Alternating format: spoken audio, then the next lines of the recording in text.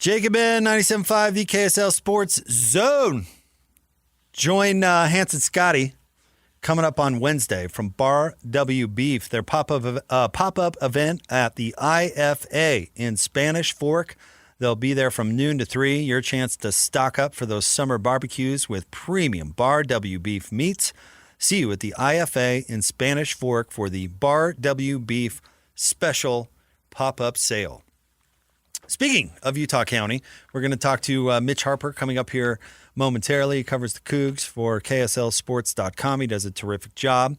The breaking Cougar-related news today is that Jake Retzlaff has found a new home. He will be playing for Tulane as he technically walks on there for the Golden Wave. Isn't that what it's called? Tulane Golden Wave? We'll ask Mitch for a little insight. He has written about it. It is up online right now at KSLSports.com.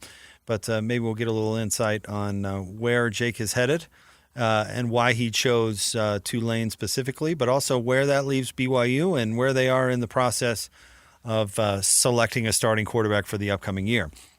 With that, let's get to the man himself. Again, he covers Cougs for KSLSports.com. He is our buddy Mitch Harper. What's up, Mitch? Thanks for coming on, man. You bet, Jake. Happy to be on. All right. Why did Retzlaff pick Tulane, do you think? Well, they got a clear need at quarterback. You know, you look at Tulane's quarterback unit, and it's a handful of guys that they've added this transfer portal cycle going into 2025. And, you know, it could be an opportunity for him to step in and play right away. It's a win for him to, you know, even find a landing spot this late in the game and maybe have a crack at being the guy. So that makes a lot of sense from the football side. And, you know, it's a pretty solid program that's had some recent history over the last, 5-6 years. And last year with their, first-year head coach, they went 9-5. So maybe he can keep that going at Tulane. I remember talking to you, I guess it would be the day after all this news broke. And, of course, Ben was on vacation. And you and I were left to hold down the fort in one of those just incredibly difficult moments to talk about and cover and all that. And I remember us talking, and I think, Mitch, this is the way things had to end. After that day, I don't think that there was any other way than Jake finding somewhere else to play and BYU having to move on. So I think today is actually a positive day that we have some resolution and everybody can just turn the page. No question. And, everyone can just then focus on football and not have lingering questions, because had there been just the suspension, that's still a massive story that BYU would have had to address even throughout, now it's just, get some more questions asked to Kalani day one of camp and, ask the, teams, but kind of the big picture thoughts, but really after day one, then it's just about this year's team. And for Jake Retzlaff, he can move forward with his football career and have a shot to get some, have a strong finish to his collegiate career. And that was always the tricky part with all this, was just the timing was so kind of just difficult and challenging for Jake Retzlaff, having this come up on May 21st, and then everything to find, because the portal was closed for everyone at the end of April. And then it comes out that this new transfer portal that was created had a deadline of April 7th. And so he's taken the road less traveled. There's been, examples of guys walking on at places and kind of, getting around the system, if you will, with the portal. And even before the portal was a thing, walk-ons transferring when coaches were blocking players from certain schools. There's always been workarounds to find a spot, but it is, you're right. It's just probably the best for all parties involved, and everyone can move forward. And I think too, long term, maybe that's not the thought now, but with Jake Retzlaff's message that he shared on social media about a week and a half ago, when the day comes that, BYU wants to honor the 2024 team, whatever anniversary it might be down the road, you would think that he comes back and gets recognized for that team, because that's, he quarterbacked one of the great teams in BYU football history. You could probably say it's a top 5 team all time. He quarterbacked that squad. So I think you're right. It's probably a positive, resolution for how, what started how it started in May to where it is now. I think it's been a positive outcome. I am going to miss the Utah honeypot conspiracy theories, though. Those were pretty amazing. Yeah, I know you enjoyed it too, Mitch. No question. We all see the honeypot and the conspiracy theories. I mean, it is pretty amazing the conspiracies that come about. Yeah. But that's just, this rivalry is next level. That anything we thought that this rivalry, that there was, we've seen it all. Like, there's always even more to these two fan bases, and that's what makes it great. It is. And it's funny to see the rest of the conference wake up to the fact that it is a bitter, petty rivalry. I see that on Snap Talk pretty much every week. Some Baylor fans like, wow, I had no idea how horrible these people really were. And it's like, no, they're not horrible. They're just crazy. Mitch, I know you've been writing about other things, and I'm curious. You did. I like the Phil Steele edition, the magazine, when it comes out. It reminds me of the airport. But I know you looked into the history of his predictions. What'd you find out? Well, it's with it being summer and these picks and predictions, he carries a lot of weight with the predictions. I mean, him picking Utah to be number one, I think it's kind of reset the market where Utah's now a little bit of the favorite, and in large part because he picked that. So his picks kind of carry a little bit of weight, and he even had BYU at 7, even factoring in Retzlaff to his depth chart, but he also kind of did a worst-case scenario on BYU by putting them at 7 in the event that they didn't have Retzlaff. So I think his prediction right now going into the year at being tied for 7th and entering the Big 12, I think it's fair to predict BYU at that spot right now, just because of the balance of the league, the uncertainty at quarterback for BYU, and all the talent that this league does have at QB this year.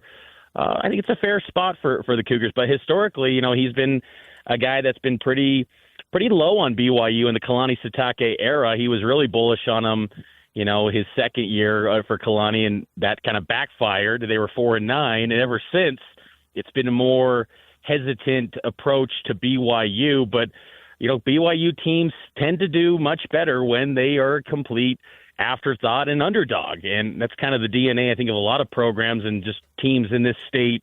They do better when the expectations are low, and Kalani's teams have definitely proven that with years like 2020, 2021, and last year definitely highlighting all of them. So that was just kind of the trends, but it's just interesting to kind of look back, 30 years of a magazine to still have, a guy that really just kind of makes a real dent on what kind of the narratives of teams are going into a season.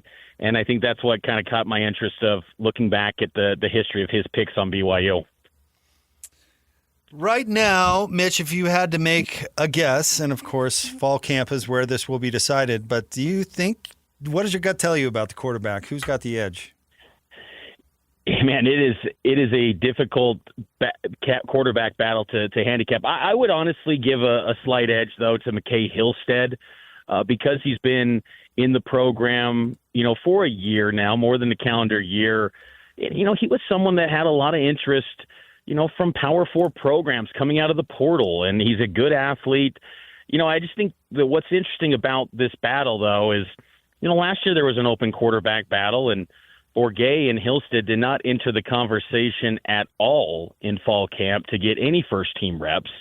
They didn't threaten Retzlaff or Bohannon at all in that mix. And then this past spring, those two guys battling for the backup position, none of them really made it clear in the media observation periods that they are clearly the next guy in the building. And now you fast forward to this, it would have been interesting had, Aaron Roderick declared a winner of that job coming out of spring, because then you just say, well, that's your guy now. But with no resolution to that backup spot, it leaves a lot of intrigue. There was moments from McKay Hillstead, especially running the football during spring practices, where he was excellent.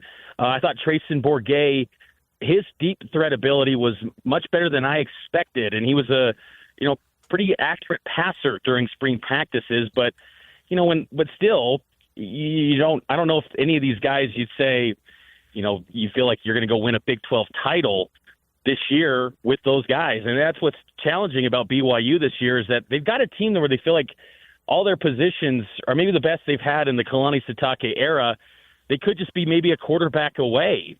And so that's where, Kalani and A-Rod got to hope that one of these guys really takes off, takes care of the football, and, gets the ball to their playmakers around him. That's the good thing about this quarterback, whoever it ends up being. They're going to have pieces around them to turn to where it won't solely be on them. And, Bear Bachmeier, the freshman, is really intriguing. And I asked Kalani at Big 12 Media Day if Bachmeier's more just an athlete right now than he is, a passer. And Kalani kind of shot down that notion and just said, like, he can sling the rock and he's a really good passer. So they really like Bear Bachmeier. And I'm really intrigued to see, how much first-team reps they give him out of the gates because, typically in years past with these three-man quarterback battles that BYU's had, it kind of gets filtered out pretty quick. In 2021 when they had a three-man battle, Jacob Conover got sorted out very quick in the process. I think it was about a week in, and then it became a two-man race. How quick do they let this process go, or do they drag it out longer than usual because these guys have not had practices where they're running the first-team offense? Neither Bourget or Hillstead were running the first team in spring ball. That was all Jake Retzlaff. So I'm curious to see, how those guys do with, L.J. Martin in the backfield, with Chase Roberts as their top target instead of maybe second and third string guys. So, I would say, again, Hillstead, but I think any one of these three guys could be the one that BYU turns to, which is really unique because all the other quarterback battles in Kalani's tenure, there was clearly a guy going into camp where you're just like, that's the dude as long as he's healthy and he doesn't drop the ball. Whereas this one, you could go any direction with this thing. I want to ask you whether or not running ability will factor into who they pick. And I want to ask it this way, though, because when they picked Retzlaff initially, so we're talking a couple of years ago, A-Rod said that Jake's ability to help the run game was part of the reason that they picked him. And at the time, the run game was so bad, that was actually a factor. I mean, they just had injuries and they didn't have a dude and they could not run the ball. And so, yeah, that was a factor in picking him. So I guess, is it still a factor? Has the run game improved? And is the running ability of the quarterback going to be a factor in who gets the job? I think it should play a factor because – yes, the running back unit has gone a lot better from where it was in 2023, where they were the worst rushing offense in the Big 12 and one of the worst in college football that year. They're going to have L.J. Martin, Sione Moa. That's going to be your 1-2 tandem, and then Pokai Honga, redshirt freshman. He's going to be a real factor as well. So they feel really good about their running backs. They didn't turn to any transfer portal guys, which kind of speaks volumes of their belief in the big guys in the building because they've had a lot of success with portal running backs, and they didn't turn to that well this year because they think L.J. Martin could be pretty special. And, he's kind of finding his voice as a player and a leader, and that was kind of evident, too, at Big 12 Media Day. And then I think, though, you got to have that ability to run because there is a little bit of questions at the offensive tackle position. Isaiah Jada is someone that this staff really likes, particularly Aaron Roderick. And Isaiah Jada is going to anchor that left tackle position. He took every snap with the first-team offense in spring at left tackle. He's going to be there. He's a former Colorado transfer. Didn't play much at Colorado that first year with Coach Prime when their O-line was bad. He wasn't really sniffing the field at that time. And then last year, he stepped in relief of Braden Kime when he got hurt against Utah, and he had some big plays down the stretch for BYU that, he was part of that last drive to get Will Ferrin into position to make that game winner. So Jada's had some snaps, but not much, and it's still a little bit of a question. And that's been a high bar, that left tackle position. They've been producing NFL guys with Freeland, Brady Christensen, Kingsley Suamataia, and last year Caleb Etienne, a first-team All-Big 12 guy. The expectation for that left tackle is you're going to expect an NFL prospect to be at that spot with how they've had that pipeline going the last 5 years. It's a little bit of question, though. And then the other right tackle position is going to be a battle in camp with Gentry and then Austin Leausa. Leausa could play the guard spot as well, but Gentry coming in from Michigan, missed all of spring ball. He's healthy, ready to go. He's going to be good for fall camp, and they like his potential at that position. So, but still, guys that have not been full-time starters yet. And I bring that up because then I think that ability to escape, extend a play, gives you a chance to, keep things going and move that chains. Because BYU, I think they're okay to run the football and eat up the clock. And if it's, 21-17, Aaron Roderick would probably take that if need be. This is no longer a BYU program that has to win with style points like it once was in Independence and Mount West. You just got to win your games, and everything will take care of itself because the access the Big 12 does have. Now, at-large stuff, who knows? That's a long way. That's putting the cart before the horse. But, I think that that ability to run, though, and just extend the play a little bit can help because I think the offensive line could be better by season's end. But I think still with a little bit of questions there, having that ability to extend the plays and just showcase that athleticism. And you see what, Aaron Roderick's best quarterbacks at BYU, they've all been guys that can run the football. Zach Wilson, Jaron Hall, and Jake Retzlaff. And I just think that's, a recipe that's worked quite well for BYU, and why not keep going to that well? And I think someone like McKay Hillstead and Bear Bachmeier embody that the most. But, Trayson Bourguet's got ability to run too, just not to the highest level as Bachmeier and Hillstead. Mitch, are you going to be marching with Christian and I in the parade on Thursday? I will not, but I have previously experienced parade marching at Pioneer Day and also the Provo July 4th parade. Hopefully, though, our float, everything goes okay this go around. I know there were some issues at the July 4th parade with the float, but should be fun. I'll definitely be tuning in as I always do with the parade. It's an annual tradition. Christian and I have been practicing our wave.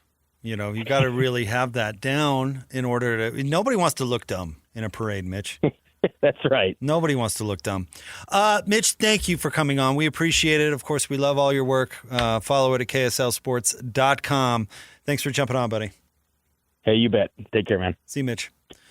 The one and only Mitch Harper. Appreciate him. Jake Retzlaff finding a new home is the big story of the day. And a good breakdown from Mitch on what BYU's looking at in their quarterback room. Big decision in camp. So appreciate Mitch and all his expertise. We'll have more coming up right around the corner. It is the Jake and Ben Show on a Monday, 97.5, the KSL Sports Zone. This is Hans Olsen and Scotty G. It's what you want. So I'm trying to get my phone to not call me Hans. All right, try it again. Don't call me Hans. Okay, what should I call you? Hans. You'd like me to call you Hats. Is that right? No. Hans. You'd like me to call you Pants. It's the dumbest thing. What is my name, Google? Your name is Hans. God! Stupid. Dumb thing. Could you call me Hans, Ned? You'd like me to call you Handsome. Is that right? Well, it's better than Hans. Yeah. Catch Hans and Scotty weekdays from noon to 3 on 97.5, the KSL Sports Zone. The sports you love, the teams you can't live without. Get a sense of urgency! This is Jake Scott and Ben Anderson on 97.5, the KSL Sports Zone. Shedeur Sanders had his jersey number retired at Colorado this year, and people are saying it's because of nepotism, because of his father, and it's not. It's because he went 13-12 over his career, and he almost won the Alamo Bowl. Definitely not nepotism, right? All right. What's that guy's name? Shane Gillis from Saturday Night Live? No, not. He was on Saturday Night Live. He's just a comedian now, right? I don't know. Ben had to explain his whole story to me. He is, probably the biggest comedian right now. The biggest comedian right now. He was controversial at the ESPYs. Everybody was talking. That's a pretty funny joke, though. That was a good one, and it's relevant to what you want to talk about here. Yes, Shedeur Sanders. And we will get to his situation with the Cleveland Browns in a minute. But he might be a lesson of like, beware hype. Beware people hyping somebody up. And I'll kind of ask you a question after all this is said and done. But there's a story out there, Shedeur, who is currently in camp for the Cleveland Browns. The word out of Browns camp is that Shedeur is in fourth right now in the picking order with the Cleveland Browns quarterback because they have Joe Flacco and old tiny hands Kenny Pickett on the team. They signed those two players. Then they drafted Dillon Gabriel in the third round and then drafted Shedeur Sanders in the fifth. Now, kind of the reason it's, according to ESPN and Jeremy Fowler, it's not necessarily looking good for Shedeur is because he has taken 0 reps with the first team. Because people they release some numbers from camp, and they're like, look at that completion percentage. But he's not playing against the number one defense, and he's not playing with the starters. He also has not been given the entire playbook, opposed to Dillon Gabriel, who has been given the entire playbook. And they kind of play it off as, oh, well, Gabriel's a little bit older at number 24 and a little bit at 24 years old and a little bit more experienced. But probably not a good sign for Shedeur, who they're not going to carry 4 quarterbacks. They're going to carry 2, and then they'll have 1 with the practice squad. And now it's going to come down to preseason games and whether or not Shedeur can outperform Dillon Gabriel. And we'll see. My question is, was Shedeur ever good? Because last year, I mean, Gillis's joke is pretty on the nose, right? I mean, Colorado was good, not great. And Shedeur was basically in the Heisman conversation, and he was the offensive player of the year in the Big 12. I think a lot of that has to do with celebrity. I mean, was he the best quarterback in the Big 12 last year? I don't think so. Statistically, he was up there. Was he? Because it was all manufactured. They only ran the ball 4 times a game. Yeah. And they didn't play any defense, so the offense had the ball the whole time. Voters don't have nuance when they make the picks. But that's my point. Was Shedeur ever any good, or is this just hype? And honestly, I don't want to pick on him too much because it's kind of not his fault. Deion is larger than life. Deion was the biggest athlete celebrity of his time, pretty much, right? You know what I mean? He was I don't even know who we'd say the biggest, I mean, maybe LeBron, the biggest celebrity. Who's the biggest celebrity athlete right now? It's still LeBron. It would have to be LeBron. In the mid-90s, I would argue it was Deion. When Deion left the Falcons. Aside from Michael Jordan. That's right, because that does coincide with Michael. So you make football-wise, But football-wise, you certainly get my point. When he went from Atlanta to San Francisco and then ended up in Dallas, I mean, he was larger than life and had a personality and then game to back it up. And he was Deion. And so his offspring, of course, is going to get more attention. And then all of a sudden, Deion is now his coach. And it's this big circus because Deion is really trying to be a college coach in a different way. And he's trying to use the attention to build a better football team. I mean, having cameras following him around everywhere and doing all this sort of, doing all the Aflac commercials and the Netflix stuff and using that attention to be a college, a good college football coach, which could work. In all honesty, in today's day and age where you have to be a fundraiser and you do benefit from all this attention. But I think one of the byproducts is, and this is kind of Deion's fault, is he had a quarterback who was his son who was not as good as Deion either thought or wanted to portray him as, right? I mean, he built that whole offense around making Shedeur look good and getting his headlines and him considered in the Heisman conversation and him going number 1 in the draft, right? And I think that was the interesting thing is all that hype goes away when it comes to either competing in camp or getting drafted to a certain extent.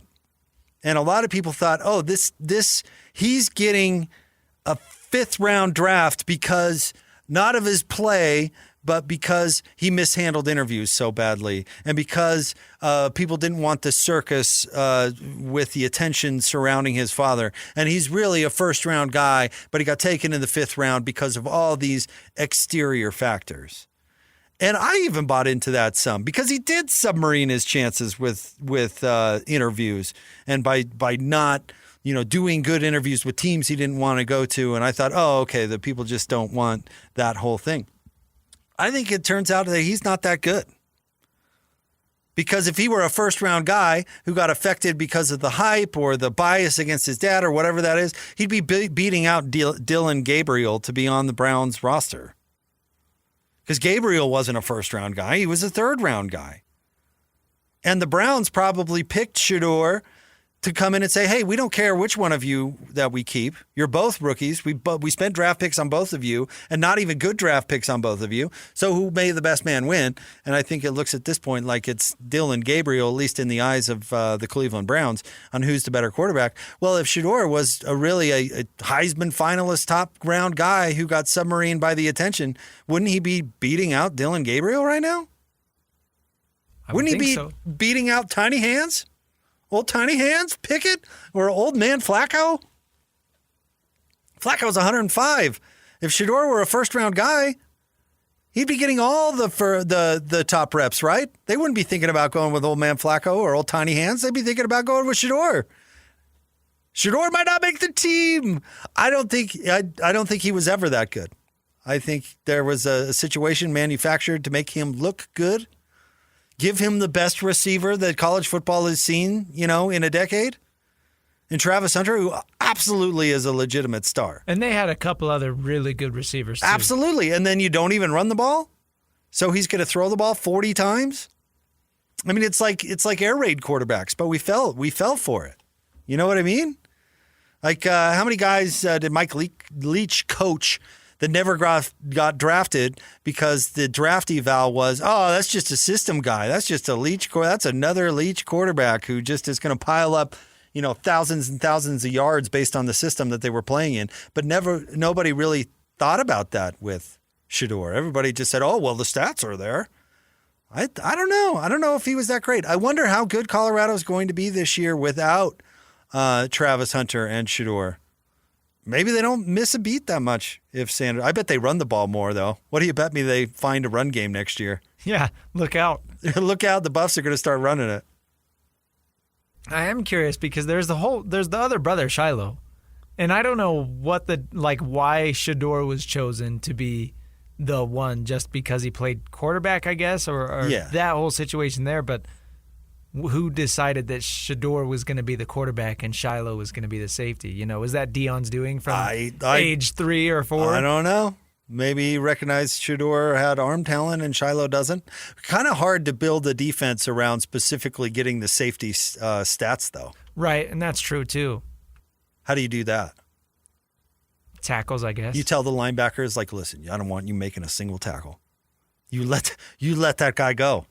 That's Shiloh's tackle. I don't know if you can do that.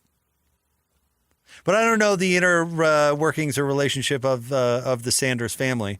I just think that it was a lot of smoke and mirrors around Shedeur.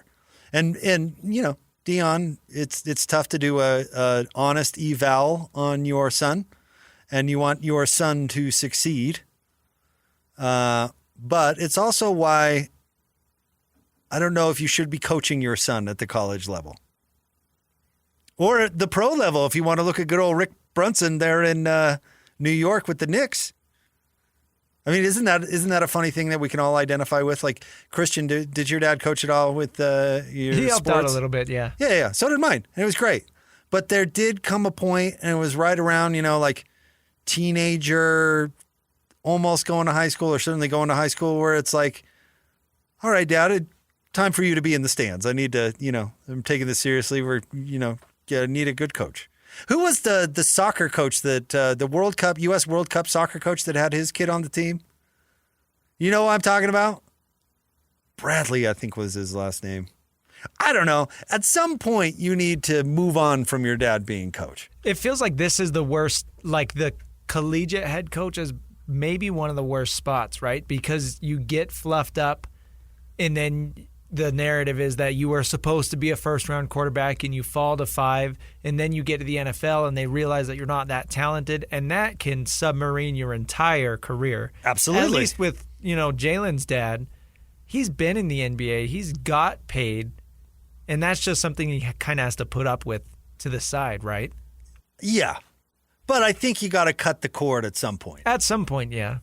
I wouldn't, and I dearly love my dad. If I were Jalen Brunson, I wouldn't want my dad on the coaching staff. How weird is that? That's got to affect how you're treated inside the locker room, right? I'd be razzing him left and right. But at Colorado, no wonder you got 25 shots tonight, Jalen. Your old man's on the bench styling up the game plan. It's even worse at Colorado. You all got to be yes men because, daddy's the coach. Absolutely. And honestly, I don't think it's fair to Shedeur. No. It's and did he get the coaching he needed to succeed at the NFL level? Probably not. He just got he got his number called a lot. Go out there and throw the ball 60 times. So you automatically get 300 yards every game. But anyway, we'll see what happens with Shedeur. If he ends up on the practice squad, he could get picked up by a different team. Certainly, if he ends up released, he could end up on another team too. Doesn't look good for him in the Browns, though. The Toronto Argonauts, for some reason, hold his Yeah, they CFL drafted rights. him, right? Yeah. They drafted him in hopes that he would wash out of the NFL. So Toronto They might have been onto Toronto's something. like, okay. Because he'll sell tickets to the CFL. I honestly doubt he would want to go play there. I think his ego might be a little But the too problem high. with football, it's there or nowhere. The nice thing about basketball, you can go play in Europe or China or whatever. He would get a shot at another team's practice squad, I'm willing to bet. And I bet he would choose that over the CFL. Probably. At least in the immediate. For now. Yeah. Yeah. All right, we'll wrap up the show. Coming up next, stay tuned. Jake and Ben, 97.5 the KSL Sports Zone. Hey, bro. You hear us every day with our crazy opinions. Hey, what you doing? Well, now it's time to hear from you. Hey, great show. Download the KSL Sports app and fire off your thoughts with the call-in tab on the bottom of your screen. Your show is fantastic. It's the one that captivates me the most. You can tell PK to stop singing. Cheap bangs. Let Jake and Ben know what you really think of the Jazz. Tell Hans and Scotty about your favorite barbecue spot or what color of tie JJ should be wearing on TV. The best entries will be played on the air. Download the KSL Sports app now and hit the call-in button to let your voice be heard. I think you guys do an incredible job. This is 97.5, the KSL Sports Zone. Whether it's the Jazz, Utes, Cougars, or Aggies, these guys have got you covered. Time to eat, fellas. You're locked on to Jake Scott and Ben Anderson. 1, 2, 3, move it. On 97.5, the KSL Sports Zone. Two amigos on the airwaves, talking sports. They got him and Jason on soul. Loves his tie guy, Ben's got style with his scarves. Oh my.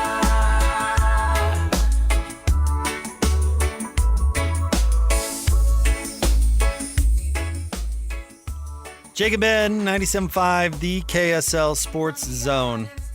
Jake Scott, Ben Anderson, wrapping up a Monday show. Hans and Scotty coming up right around the corner. I just saw this dumb story, Christian. You're married. How long? You've been married 3 years now? 2 years as of last week. Oh, happy anniversary. Thank you. Did you guys do anything fun? I made some delicious steak. What kind of cut? I actually went on a little tangent about this on the Saturday show. Tri-tip steaks, not the roast, but tri-tip steaks, I think, are the most underrated steak cut. Oh, I see. Because obviously I don't have the money to go buy a New York or a ribeye or whatever. So tri-tip steaks are very budget friendly. And if you do it right, I like to reverse sear it. They come out just as good. Look at you. You've got talent. You and Scotty could have long conversations about cooking. I almost sent him a picture of it. But Did you? I don't know if we're that tight yet. But it came out pretty good? Home run? I liked it. She liked it. So now at the ceremony itself, did you guys do the like cake thing? We did. Did she mash the cake in your face, or did you, or both, or Lightly how did that work? both. Yeah, nothing crazy.